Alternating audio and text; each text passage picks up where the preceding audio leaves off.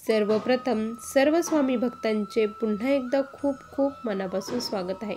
स्वामी भक्तांनो, आज आपण नंदुरबार जिल्ह्यातील रहिवासी असलेल्या एका स्वामी सेवेकरी ताईंचा खूप सुंदर असा अनुभव बघणार आहोत। जिथे कोणीही आपली साथ देत नाही, त्या क्षणी स्वामी महाराज कशी साथ देतात आणि कसे सेवेमध्ये घेतात, भक्ताचे कसे दुःख दूर करतात, या अनुभवातून आपल्याला हेच कळणार आहे। त्यामुळे हा अनुभव अगदी शेवटपर्यंत प्रत्येक स्वामी भक्ताने बघावा। चला तर मग वेळ न लावता या ताईंच्या शब्दात या सुंदर अशा अनुभवाला सुरुवात करूया। ताई म्हणतात, सर्वप्रथम सर्वांना श्री स्वामी समर्थ। अनंत कोटी ब्रह्मांड नायक राजाधिराज योगीराज परब्रह्म भगवान श्री स्वामी समर्थ महाराज यांच्या चरणी त्रिवार वंदन। स्वामी भक्तांनो, आज मी माझ्या जीवनातील खूप मोठा अनुभव तुमच्यासोबत शेअर करत आहे। मी नंदुरबार जिल्ह्यातील रहिवासी आहे। माझे नाव प्रमिला जाधव असे आहे। आज मी जे काही सांगणार आहे त्यातील एक एक शब्द हा खरा आहे। स्वामी भक्तांनो, खरंच आपण मानतो की हा माझा आहे, तो माझा आहे, पण असं काहीच नसतं। जे काही असतं ते फक्त देवच असतो, देवच आपला असतो। संकटाच्या काळात फक्त देव आपल्या मदतीला येतो, बाकी कोणीही येत नसतं। असंच माझ्या बाबतीत घडलं आहे। स्वामी भक्तांनो, मी स्वामी सेवेमध्ये गेल्या 2 वर्षापासून आहे। स्वामी सेवेत मी कशी आली तर आमचे जे शेजारी होते ते स्वामींचे भक्त होते। त्या ताई मला खूप सांगायच्या स्वामींविषयी, पण मी कधी त्यांचं ऐकलं नाही किंवा स्वामी सेवा कधीही केली नाही। पण एकदा काय झालं ना की असंच आम्ही जेजुरी तुळजापूर इकडे जाणार होतो, तर त्या ताई काय बोलल्या की तुम्ही तिथं तुळजापूरपासनं अक्कलकोट खूप जवळ आहे म्हणे, तुम्ही जाऊन या म्हणे, खूप जवळ आहे, तिकडे चाललाच आहे तर स्वामींचं दर्शन नक्की घेऊन या असं त्या म्हटल्या। म्हटलं ठीक आहे, बघू काय म्हणतात ते। माझी बहीण, आमची सर्व फॅमिली, आम्ही सर्वजण होतो आणि मग आम्ही जाण्यासाठी निघणार होतो दुसऱ्या दिवशी सकाळी। मग मी ताईंना म्हणजे सकाळी निघलो तर म्हटलं आम्ही चाललो आहे, घराकडे लक्ष द्या असं सांगण्यासाठी मी त्यांचं डोर वाजवलं। तर त्या ताई पोळ्या करत होत्या। मग पोळ्या करता करता ताई माझ्याकडे आल्या आणि मग मी म्हटलं की आम्ही जातो, घराकडे लक्ष राहू द्या। मग ताई म्हटल्या 1 मिनिट थांबा म्हणे। काय माहीत त्यांच्या काय मनात आलं काय नाही। मग त्या आतमध्ये गेल्या आणि त्यांच्या देवघरात जी स्वामींची विभूती होती त्याची पुडी बांधली आणि ती माझ्या हातात दिली। म्हणे ताई ही पर्समध्ये ठेवा म्हणे आणि अक्कलकोटला नक्की जा असं त्या म्हटल्या। म्हटलं ठीक आहे। तर मग आम्ही निघालो, आमचा प्रवास सुरू झाला। आम्ही तुळजापूरला गेलो आणि तुळजापूरला गेल्यानंतर दर्शन वगैरे झालं। मी म्हटलं की अक्कलकोटला चला ना म्हणून, पण गाडीतले सर्वजण कारण कोणी स्वामींचं काही करत नाही, स्वामींविषयी काही श्रद्धाभाव नाही, कोणी काहीच नाही। त्यामुळे गाडीतील सर्वजण म्हटले की नाही, आपल्याला अक्कलकोटला नाही जायचं, आपण डायरेक्ट आता जेजुरीला जाऊया आणि तसेच घरी जाऊया, एवढेच देव करायचे, बाकीचं नको म्हणे, खर्चही खूप वाढेल असं म्हटले। मग आम्ही तिथून अक्कलकोटला आम्ही जाण्याचं कॅन्सल केलं। त्यानंतर काय झालं, मग आम्ही जेजुरीत गेलो, जेजुरी केली आणि आता आम्ही जाण्यासाठी निघालो होतो। आमच्या जवळपास रात्रीचे 10, 10:30, 11 वाजले। आम्ही प्रवास करतच होतो, कारण ते म्हणे की आता काही झालं तर म्हणजे आपण रात्री पोचलं पाहिजे म्हणे, आपण 12-1 वाजेपर्यंत घरी पोचून जाऊ असं म्हणत होते सर्वजण। मग आम्ही जेवण वगैरे केले आणि प्रवास सुरू झाला। रात्रीचे 12 वाजले असेल। सर्वजण आम्ही गाडीमध्ये झोपले होतो, लेडीज सर्व झोपल्या होत्या आणि जेंट्स पण झोपले, ड्रायव्हरच जागे होते। अचानक खूप मोठा आवाज झाला। हा आवाज कसा झाला, कशात झाला हे काहीच कळत नव्हतं, कारण पुढून जे होतं ना, हे होतं दुधाचं टँकर होतं आणि त्या टँकरला आमची गाडी जोरामध्ये धडकली होती। गाडी जी धडकली समोरून तर डायरेक्ट गाडीचे टायरही फुटले, गाडीचं पुढचं काहीच राहिलं नाही। पण तुम्हाला सांगते स्वामी भक्तांनो, आम्हाला थोडं देखील खर्चटलं नाही की काहीही एक झालं नाही त्यावेळेस। मग आमची गाडी खूप बिकट परिस्थितीमध्ये होती आणि सर्वजण म्हणू लागले की हे कसं शक्य आहे, तुम्हाला कसं सर्वांना कुणालाच काही झालं नाही म्हणून। आणि मग मला कळालं की स्वामींनी ते केलं होतं, कारण ती विभूती जी होती ना माझ्या पर्समध्ये, त्यामुळे आमचं हे संरक्षण झालेलं होतं आणि स्वामींना माहीत होतं पुढं काय होणार आहे, त्यामुळेच त्या ताईंना ते स्वामींनी बुद्धी दिली। तेव्हापासून मी स्वामींना खऱ्या अर्थाने मानू लागली, खरंच स्वामी आहे खरंच। मग मी ताईंनाही सांगितलं असं घडलं की ताई म्हणे काय माहीत म्हणे मला, पण अचानक माझ्या असं डोक्यात आलं की तुमच्याकडे विभूती द्यावी म्हणून. स्वामींनीच दिली म्हटलं आणि खरंच ताई तुमचं आज रक्षण हे स्वामींनी केलं म्हटलं. आता तरी तुम्ही स्वामींची सेवा करा. आणि मग मी तेव्हापासून स्वामींच्या सेवेमध्ये आले आणि स्वामींची सेवा करू लागले. पण काय झालं ना की म्हणजे मला 2 मुलं आहेत. मग एक मुलगा आणि एक मुलगी. माझा मुलगा हा खूप हुशार आहे आणि मुलगी ही खूप हुशार आहे. स्वामी कृपेने माझी सेवा चालू होती. घरची परिस्थितीही चांगली.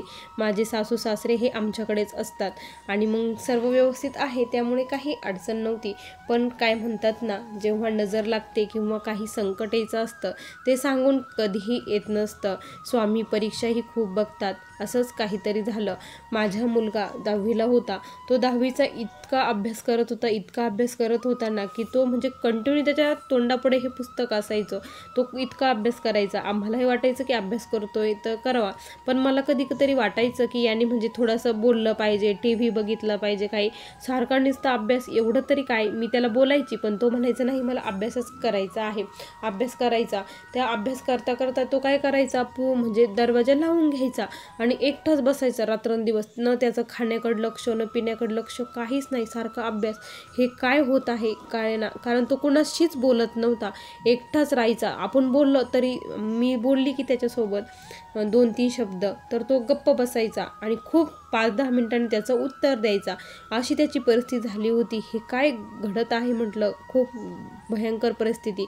आणि नेमकी ज्यावेळेस पेपर होते त्याच वेळेस म्हणजे त्याला जे म्हणतात ना मानसिक ते असतं, डोक्यामध्ये चक्कर बसतात, असं काहीतरी झालं होतं.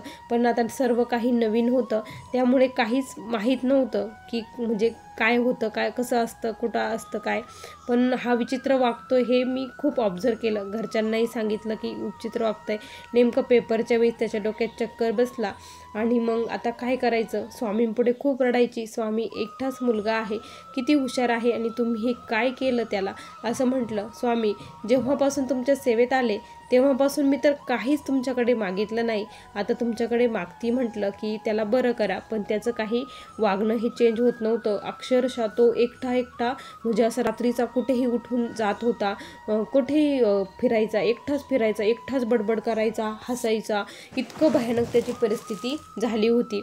सर्वांग मग म्हटलं की आता काय करायचं. मग आम्हाला सांगितलं की तुम्ही त्याला वेड्याच्या म्हणजे दवाखान्यामध्ये घेऊन जा म्हटले. त्या डॉक्टरांना दाखवा म्हटले.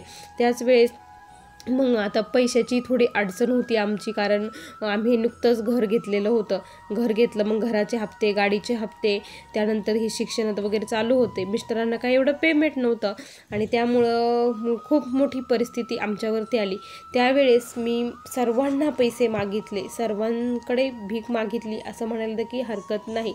पण त्यावेळेस कोणीही माझ्या मदतीला आलं नाही. कोणीच म्हणजे कोणीच नाही. मी ज्यांना पैसे मागितले त्यांनी साफ नकार दिला आणि काहीतरी अडचण आहे असं म्हणून त्यांनी त्यांचं कारण पुढे सांगितलं. त्यावेळेस मी खूप हताश झाली. मुलाला हॉस्पिटलला नेलं. डॉक्टर म्हणले त्यांना ॲडमिट करावं लागेल म्हणे, कारण त्याची परिस्थिती ही खूप बिघडली आहे. त्याला जे असतात ना म्हणे, त्यांच्याच भाषेमध्ये त्याला इंजेक्शन म्हणतात, पण ते इलेक्ट्रिकचे जे शॉक असतात ना, ते शॉक त्यांच्या डोक्याला दिले जातात. म्हणजे त्यांचं पूर्ण डोकं हे बधीर केलं जातं. मागचे सर्व विचार हे त्यांचे नाहीसे केले जातात.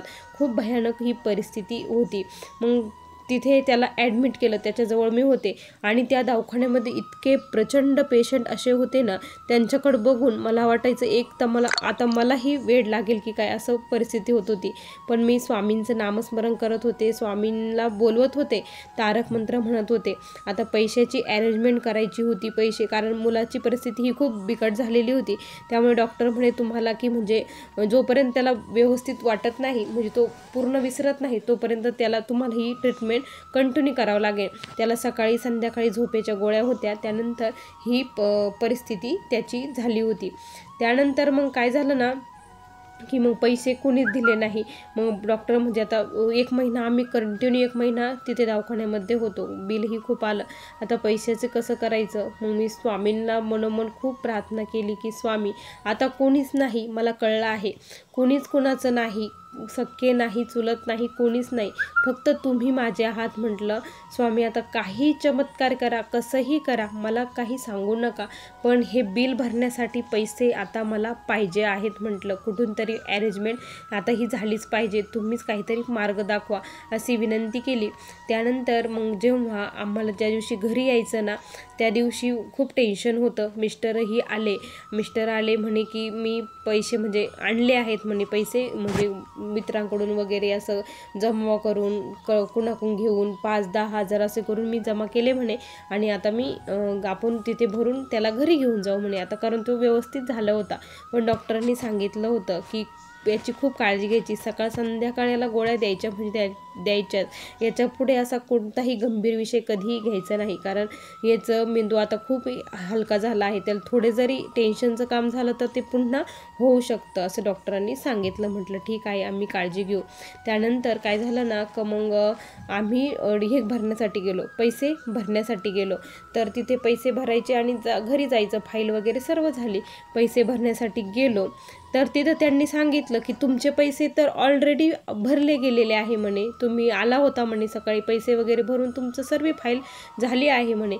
असं म्हटल्यानंतर आम्हाला तर खूप शॉक बसला की हे कसं शक्य आहे म्हटलं, आम्ही तर आत्ता येतोय म्हटलं पैसे घेऊन, आणि सकाळी तर आम्ही आलो नाही, माझे मिस्टर तर आत्ता आले म्हटलं. तर ते म्हणे नाही ताई, म्हणजे एक दादा आले होते म्हणे आणि ते पैसे तुमच्या नावाचे सर्व पैसे वगैरे भरून गेले म्हणे.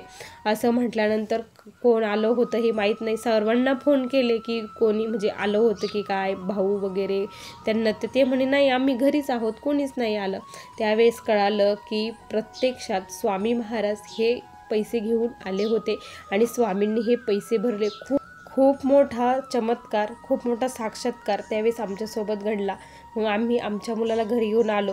ह्यो चमत्कार बघितल्यानंतर माझे मिस्टर देखील स्वामींच्या सेवेला लागले आणि आम्ही स्वामींची खूप मनापासून तेव्हापासून सेवा करू लागलो. मी रोज माझ्या मुलाला तारक मंत्राचं तीर्थ देऊ लागले आणि स्वामी भक्तांनो, त्याला आत्तापर्यंत पुन्हा परत कधीही असं काही झालं नाही. आता तो एकदम व्यवस्थित आहे आणि त्याने 12वीचेही पेपर दिले, खूप छान मार्क त्याला स्वामी कृपेने पडले आहेत, खूप सुंदर म्हणजे त्याचं झालं आहे. फक्त तारक मंत्राच्या तीर्थाने आता त्याला काहीच झालं नाही. खरंच स्वामी आहेत या सांगण्यासाठी हा अनुभव मी तुमच्यासोबत आज शेअर केला आहे. खरंच अंतःकरणापासून स्वामींची सेवा करा, तुम्हाला देखील स्वामी मेवा नक्की देतील, असा मला आलेला हा स्वामींचा अनुभव होता. श्री स्वामी समर्थ. बघा स्वामी भक्तांनो, किती सुंदर असा अनुभव या ताईंना स्वामींनी दिला. तुम्हाला हा अनुभव कसा वाटला नक्की कमेंटमध्ये कळवा. पुन्हा भेटूया अशा सुंदर अनुभवासोबत. तोपर्यंत सर्वांना श्री स्वामी समर्थ. जय जय स्वामी समर्थ. श्री गुरुदेव दत्त.